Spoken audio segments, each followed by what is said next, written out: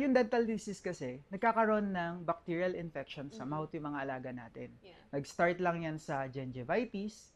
Mapapansin mo yung amoy Yeah. ng Breath. breath nila Yeah. is very foul na. Yeah.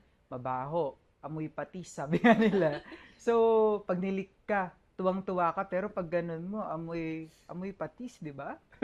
So, yun. May mga ganun kasi. So, yung nasisira yung ipin nila sa continuous feeding din.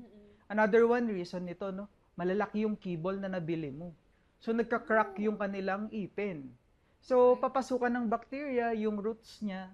Ano mangyayari sa roots? Magi-infect. Magkakaroon ng nana, babaho.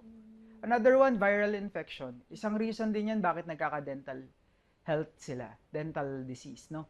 Yung viral infection like FIV or feline immunodeficiency virus, FELV, tinitrigger niya yung mouth para mag-sore. Okay. So, ina-attack ng immune system yung kanyang mouth. So, yun yung nagiging reason bakit nagkakaroon ng dental disease yung mga alaga natin.